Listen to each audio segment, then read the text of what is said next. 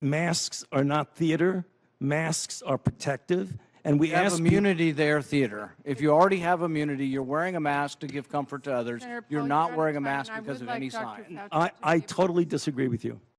Before the CDC made the recommendation change, I didn't want to look like I was giving mixed signals. Masks are not theater. But being a fully vaccinated person, the chances of my getting infected in an indoor setting is extremely low. You want to get rid of vaccine hesitancy? Tell them they can quit wearing their mask after they get the vaccine. You want people to get the vaccine? Give them a reward instead of telling them that the nanny state's going to be there for 3 more years and you got to wear a mask forever. People don't want to hear it. There's no science behind it. Well, let me just state for the record that masks are not theater. And that's the reason why in indoor settings now, I feel comfortable about not wearing a mask because I'm fully vaccinated. If you already have immunity, you're wearing a mask to give comfort to others. You're not wearing a mask because of any sign. I totally disagree with you. I didn't want to look like I was giving mixed signals. But being a fully vaccinated person, the chances of my getting infected in an indoor setting is extremely low. If you already have immunity, you're wearing a mask to give comfort to others. You're not wearing a mask because of any sign. I totally disagree with you. The point I'm saying is that I don't know that, but I think.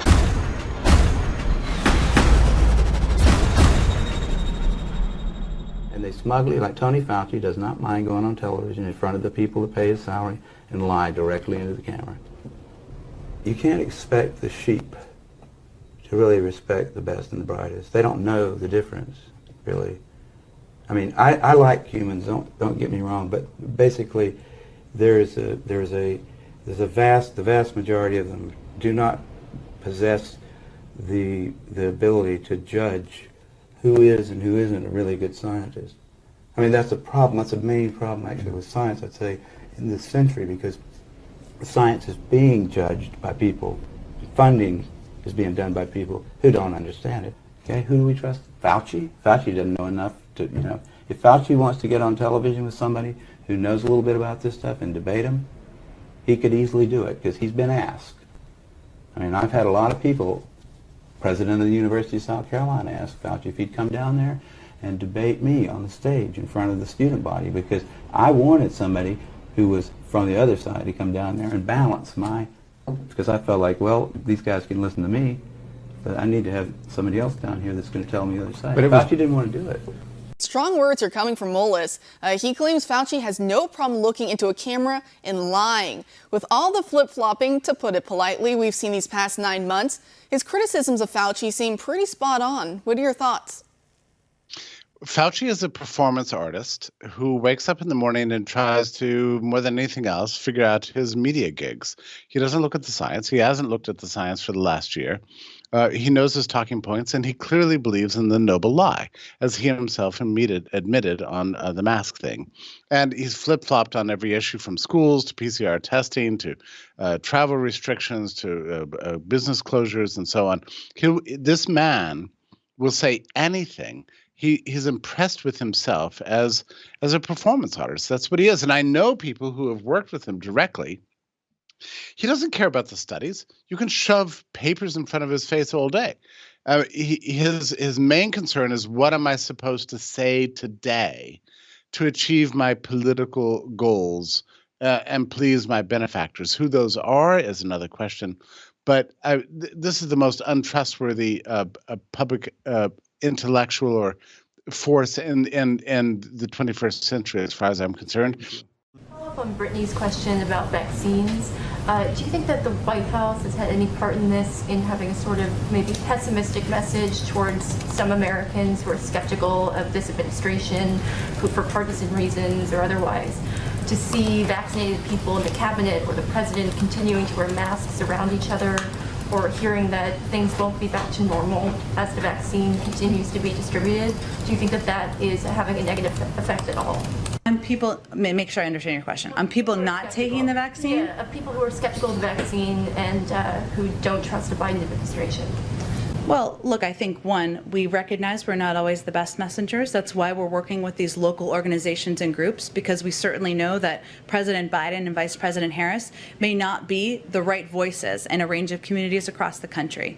Two, we believe that part of our objective is to model public health guidelines, and that means continuing to wear masks, continuing to hand wash, social distance. That's called theater. Because there is still ongoing research on what is most effective and how to prevent distribution and the pandemic traveling further. So I'm not sure I'm understanding your question. Maybe. How do you strike that balance between being a model of the public health guidelines and also not contributing to this sense of hopelessness, perhaps, among people who are skeptical of getting a vaccine and maybe feel like getting it would not make a difference in their lives anyway? Sure. Yeah, I think a big part of what we're trying to do is provide accurate information about what getting a vaccine will enable the American people to do. Hence, the president gave a primetime address where he said, when the vaccine's accessible to you and you get it, we can work towards having backyard barbecues. We've also had a number of officials out there to convey, and we've had, obviously, the CDC has put out guidance that says if you're vaccinated, if your neighbors are vaccinated, you can have dinner inside together. It's a pandemic. We don't think it's easy. We know it's difficult. It's required a lot of sacrifice. But at the same time, we're trying to provide accurate public health-based guidance on what people can do once they have taken the vaccine. It's called theater. You know that you don't need it, yet you're doing it to perpetuate the idea, to be this example. That's theater. That's theater, man. And never mind the fact that they're going to keep moving the goalposts whenever they feel like it anyway, but that's theater. That's exactly what that is. I'm going to pause here. I'm going to lose the script, and I'm going to reflect on the recurring feeling I have of impending doom. Really funny. She said, I'm going to drop the script. And then you watch her eyes moving across the screen. She wasn't dropping the script. She was reading the script. That's theater. We have so much to look forward to, so much promise and potential of where we are, and so much reason for hope. But right now, I'm scared. That's theater. That's theater. That's theater. That's theater. It's called theater. You know that you don't need it, yet you're doing it to perpetuate the idea, to be this example. That's theater. That's theater, man. I totally disagree with you.